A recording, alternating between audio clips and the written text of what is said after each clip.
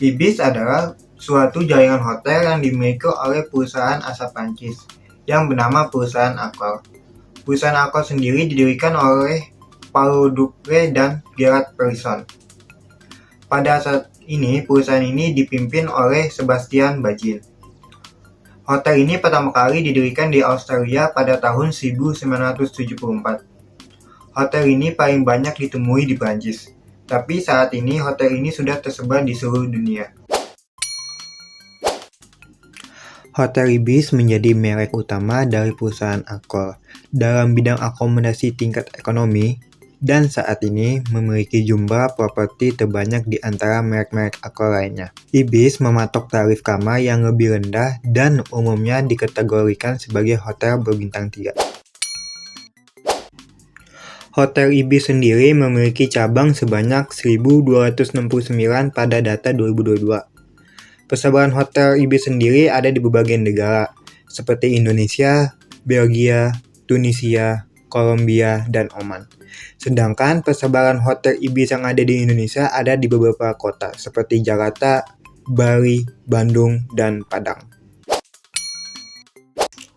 Hotel Ibis juga pernah meraih beberapa prestasi, antara lain, manajemen Hotel Ibis Star Cikarang mendapatkan sertifikat dari Lembaga Prestasi Indonesia Dunia sebagai hotel pertama yang menampilkan aplikasi bunga anggrek terbanyak untuk desain arsitektur. Pada bulan Maret 2012, perusahaan Accor membuka Hotel Ibis terbesar di Asia Pasifik yang berada di Indonesia yang bernama Ibis Bandung Trans Studio.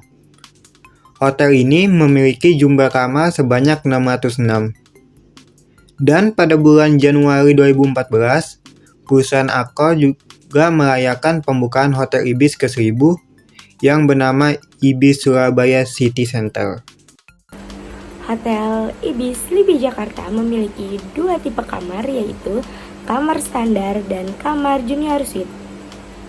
Di Hotel Ibis ini terdapat 340 kamar dengan 336 kamar standar dan 4 kamar junior suite. Harga per malamnya start from 665.000 di weekend, sedangkan pada weekday start from 792.550 per setnya, dan yang untuk suite hanya menambah sekitar 300.000 per setnya. Meskipun kamarnya standar, tetapi penataannya cukup baik. Sedangkan untuk junior suite memang hanya terdapat 4 unit dengan konsep yang memanjang dan dinding kaca yang lebar, sehingga ketika pengunjung membuka gorden, ia dapat menikmati pemandangan kota Jakarta yang sangat indah.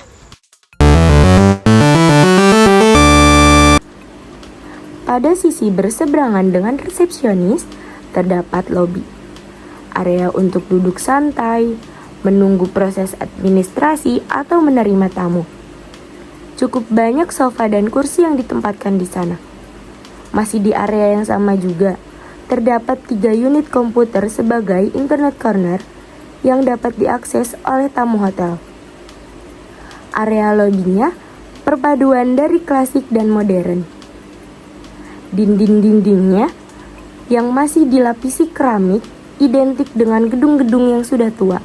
Bukan tanpa alasan, Ibis Lipi Jakarta mempertahankan beberapa keklasikannya karena hotel ini adalah Ibis merah tertua kedua yang berdiri di Jakarta. Di area kamar terdapat ruang duduk yang nyaman, area kerja, TV, kabel layar datar, brankas, dan kulkas mini. Pada kamar mandi pribadinya pun dilengkapi dengan shower, pengering rambut, dan perlengkapan mandi gratis, sehingga membuat pengunjung yang menginap di hotel menjadi lebih nyaman. Pada Hotel Ibis Lipi Jakarta terdapat pula fasilitas-fasilitas yang tak kalah menarik. Di area olahraga dan rekreasi terdapat tempat spa, fasilitas gym, kolam renang outdoor, kolam renang indoor, kolam renang anak, ruang yoga, dan taman. Untuk fasilitas umumnya terdapat lift dan restoran. Pada layanan hotel, ada pula penitipan bagasi, check-in tanpa antri, resepsionis 24 jam, layanan laundry, layanan concierge, staf multibahasa. Pada fasilitas lainnya, terdapat pula minimarket, tempat bar, fasilitas barbecue, keamanan 24 jam. Untuk fasilitas makanan dan minuman, terdapat bar di tepi kolam renang, kafe, dan kedai kopi di area hotel.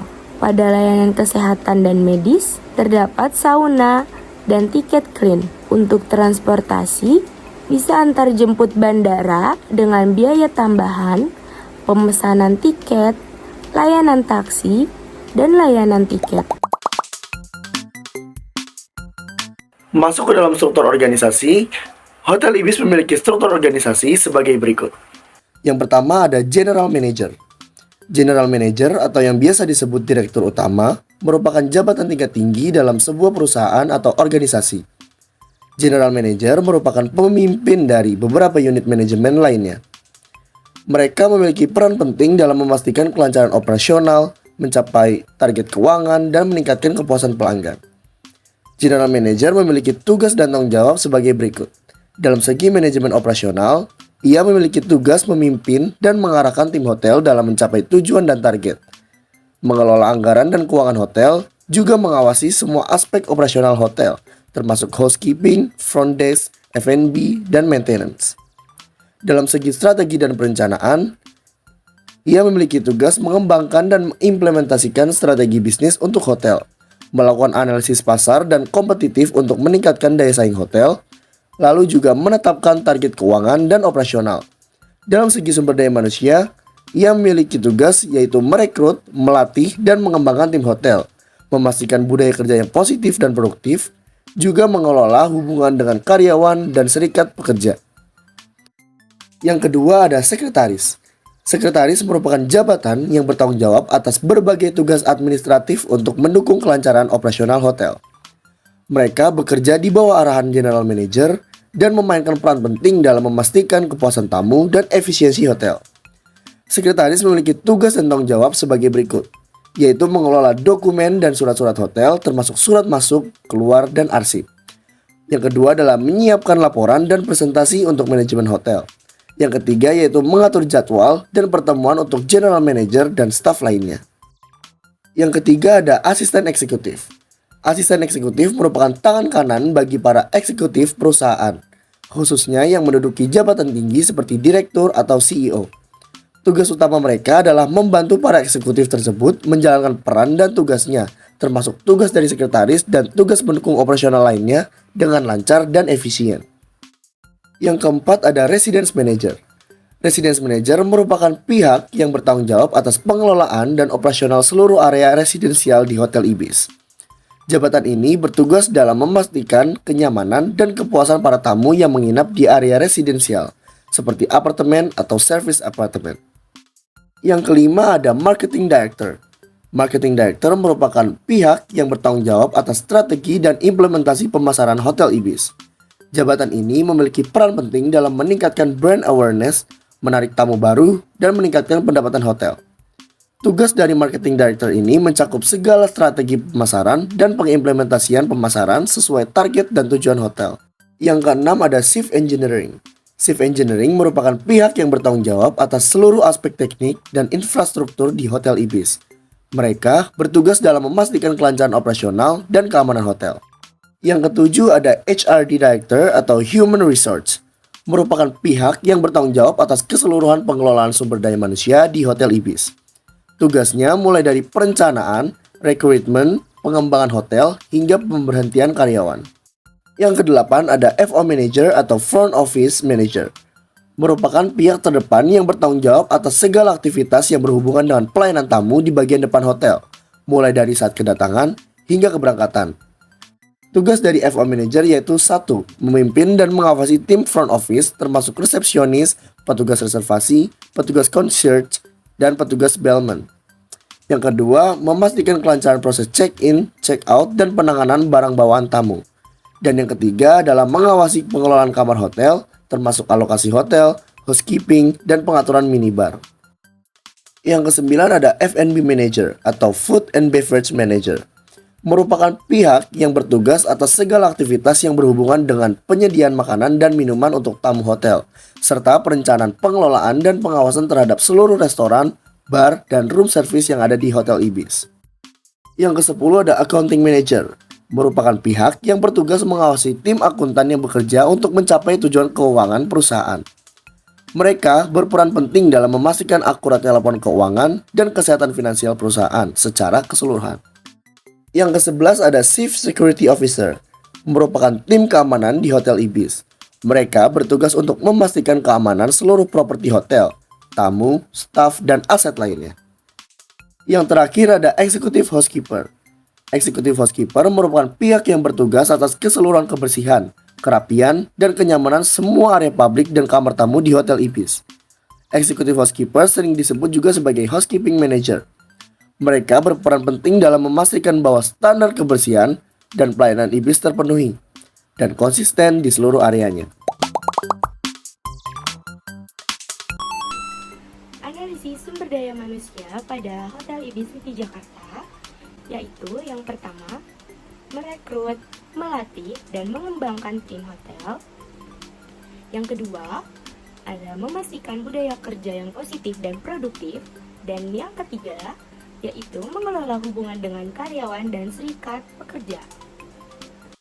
Proses perekrutan tenaga kerja di Hotel Ibis dipublikasikan dan bisa diakses oleh seluruh pencari kerja yang sesuai dengan lowongan yang ada dan bidangnya melalui situs Hotel Ibis, yaitu recruitment@ibis-sleepy.com. Info loker dan tata cara melamar ada pada situs tersebut. Pada proses melatih dan mengembangkan tim di Hotel Ibis Sleepy melibatkan pengembangan keterampilan layanan pelanggan, pelatihan operasional hotel, pengelolaan waktu, peningkatan komunikasi, serta pemahaman tentang standar kebersihan dan keamanan. Selain itu, tim juga dilatih untuk meningkatkan kerjasama tim, resolusi konflik, dan keterampilan kepemimpinan. Budaya kerja yang positif dan produktif mencakup kerjasama tim yang kuat, komunikasi yang terbuka dan jelas, fokus pada kepuasan pelanggan, komitmen terhadap standar kualitas tinggi, inovasi dalam meningkatkan layanan, serta pemberdayaan karyawan untuk mengambil inisiatif dan bertanggung jawab atas pekerjaan mereka. Hal ini juga bisa mencakup sikap inklusif, apresiasi terhadap keberagaman, dan semangat untuk terus belajar dan berkembang. Yang terakhir ada mengelola hubungan dengan karyawan dan serikat pekerja. Di Hotel Ibis Sleepy melibatkan pendekatan yang berfokus pada dialog, transparansi, dan kemitraan. Hal ini bisa mencakup pertemuan rutin antara manajemen dan perwakilan serikat pekerja untuk mendiskusikan masalah, kebutuhan, dan aspirasi karyawan. Selain itu, penting untuk memastikan bahwa kebijakan dan prosedur yang diterapkan di hotel berada dalam kesesuaian dengan peraturan ketenagakerjaan yang berlaku serta memastikan adanya saluran komunikasi yang terbuka untuk mengatasi perbedaan pendapat atau masalah. Menyelenggarakan pelatihan dan pengembangan untuk meningkatkan keterampilan dan kesejahteraan karyawan juga bisa menjadi bagian dari strategi manajemen yang efektif. Oke, selanjutnya adalah analisis STP atau singkatan dari segmenting, targeting, dan positioning. Analisis yang pertama adalah dari segi segmenting. Segmenting sendiri itu dibagi kembali menjadi 3. Yang pertama adalah dari sisi demografisnya. Dilihat dari sisi demografis, Hotel Ibis ditawarkan kepada masyarakat dengan pendapatan menengah ke bawah hingga kepada masyarakat di umur di atas 23 tahun. Yang kedua, dilihat dari sisi geografisnya. Dilihat dari sisi geografisnya, Hotel Ibis ini ditempatkan di tempat-tempat yang strategis seperti stasiun, bandara, hingga di tengah-tengah kota. Lalu segmenting yang 3 adalah dari sisi psikografisnya. Dilihat dari psikografisnya, Hotel Ibis ditawarkan kepada masyarakat-masyarakat yang ingin berlibur atau sedang melakukan perjalanan pekerjaan. Maka, dilihat dari segmenting pasarnya, Hotel Ibis ini bisa kita simpulkan bahwa ia menargetkan kepada masyarakat yang sedang melakukan perjalanan jauh, yaitu untuk liburan maupun untuk pekerjaan. Tidak hanya untuk masyarakat domestik, tetapi untuk yang dari luar negeri atau internasional pun juga. Yang terakhir adalah positioning. Hotel Ibis ini memposisikan dirinya sebagai hotel ekonomi dengan penawaran terbaik di pasar lokalnya. Nah, penawaran-penawaran yang disediakan itu banyak sekali. Salah satunya adalah dengan mengunggulkan fasilitas spa-nya. Sehingga tidak hanya harga yang ekonomis, tetapi fasilitas yang diberikan juga mampu memberikan kepuasan kepada para pelanggan. Kekuatan Hotel Ibis yang pertama adalah lokasi yang strategis. Contohnya adalah cabang Sleepy yang dekat dengan Bandara Soekarno-Hatta dan area bisnis. Yang kedua adalah kamar yang direnovasi dengan tipe minimalis. Yang ketiga adalah hotel bintang 3 dengan fasilitas hotel bintang 4. Dan yang terakhir adalah international chain hotel di Indonesia. Kelemahan Hotel Ibis yang pertama adalah ukuran kamar yang kecil. Lalu terbatasnya ruang pertemuan dan lahan parkir. Yang ketiga adalah peralatan ruang pertemuan dengan standar yang lama. Yang terakhir adalah kawasan macet dalam waktu tertentu. Peluang Hotel Ibis diantaranya, yang pertama adalah berpotensi untuk mendapatkan peluang bisnis dari perusahaan penerbangan. Lalu, berpotensi untuk mendapatkan peluang bisnis MICE dari Jakarta Convention Center.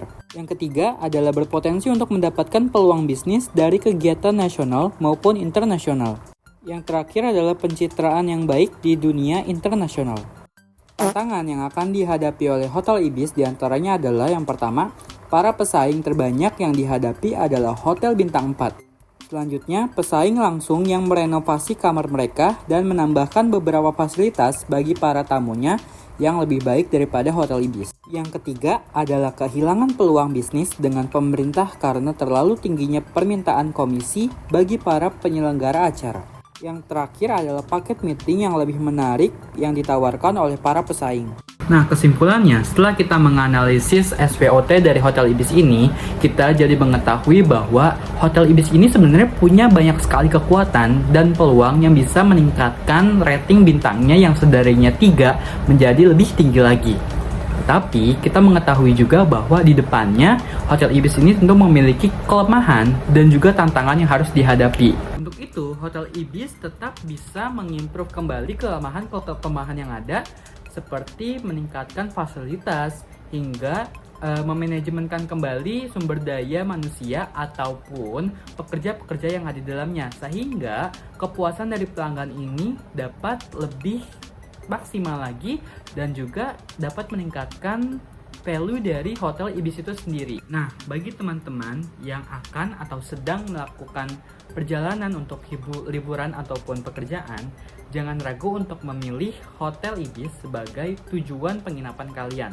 Karena dengan adanya fasilitas-fasilitas yang ada dan harganya yang ekonomis, tentu akan meningkatkan atau menambah pengalaman Anda dalam merasakan penginapan yang menyenangkan. Sekian dari kami, jangan lupa untuk like, comment, subscribe, dan share video ini ya.